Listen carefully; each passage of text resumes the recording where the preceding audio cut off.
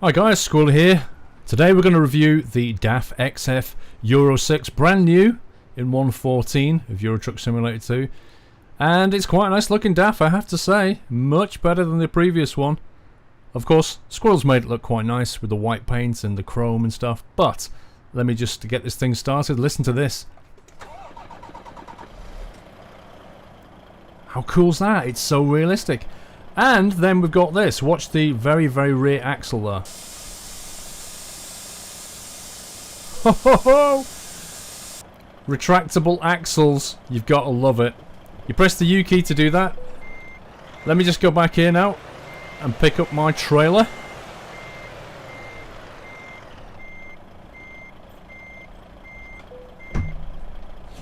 There we go.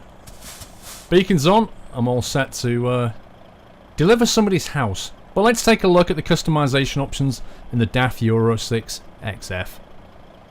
And here she is, the DAF XF Euro 6. Chassis options, well, cabin options I should say. We've got Space, Space Aero and Super Space. Space being the boxy version of course, and very useful for taking cistern trailers.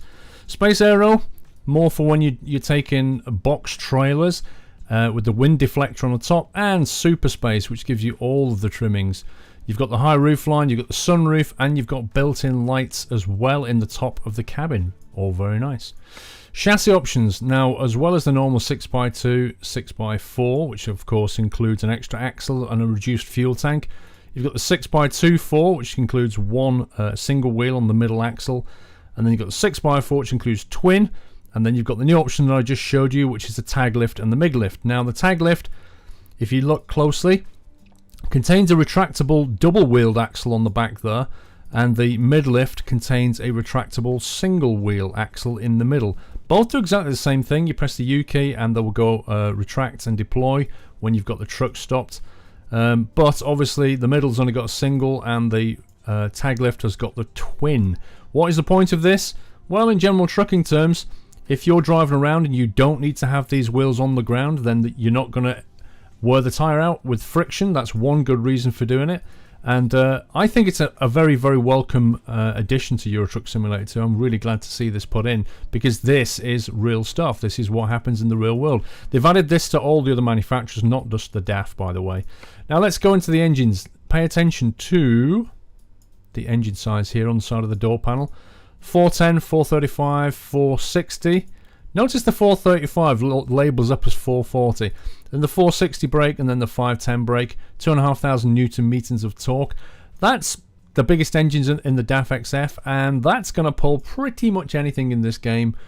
Possibly you would struggle with the very, very large loads coming out of quarries, where you tend to get a problem deploying the power. Although they have changed the friction in 1.14 as well, so they've tweaked around with a lot of this stuff.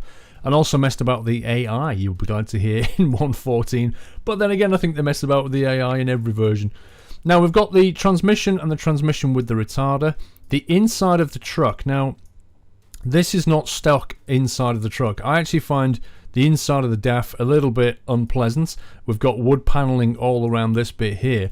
I've left a link in the video description. This is, in my opinion, one of the better interiors. There are quite a few out already, but this one I think is classy. And, you know, if you're going to spend a few hours driving around in a truck in this game, you want the interior to look nice. I don't like the stock interior, so I've gone for this one. Outside, you've got the normal kind of options here. You've got your beacons, you've got the usual array of light bars. These do vary depending on what cabin you've got. For example, if I go Space Aero, I've only got 4 options now. And realistically, if you want air horns, you've only got one option on this cabin, and on the Super you've got 2 which have the air horns here. Because anything else, and you've got air horns basically sticking out the front of your cab there, which might be okay for screamers because they're not very long, but you know, thunders and tones are going to stick right out. So then you're going to need something like this to deploy the air horn like that. Yeah. The sun visors, normal. There's nothing new to see here. Same with the mirrors, same with the side mirrors and the door handles. Coming down here, we've got the usual array of bull bars. Obviously, down to whatever suits you. You may have no bull bar if you want to go super classy. And again, there's not really much else to see. It's the normal array of tyres. There's nothing going on at the back as you see in some highly customizable mods. No doubt, I mean, I've already seen DAF Euro 6 XF extras mods on the way out, but they're a little bit unreliable, so I've not included them in this review. But when they do get them working, they'll bring in extra mudguard options and all kinds of stuff going on at the back here, no doubt. But that is what you get out the box. That is what DAF have signed off, and that is what SCS have delivered. On the inside, nothing to see really. There's no extra options. But having said all of that, I think this truck does look very nice. It's compatible with all of your paint skins. I don't have many because this is a beta version and not my Steam version. But you know, any metallic, flag, packs, any of that stuff, it's all going to work with the DAF, as will the Squirrel Logistics skin when we release it. So that really completes the overview. That is the new DAF XF Euro 6. About 6 months in the making, this bad boy. But I think you'll agree, they've done a good job. Well, that's it for the DAF XF Euro 6 truck review in 1.14, Euro Truck Simulator 2. I need to go and get this house delivered now because clearly somebody needs a home. Take care, guys. Happy trucking.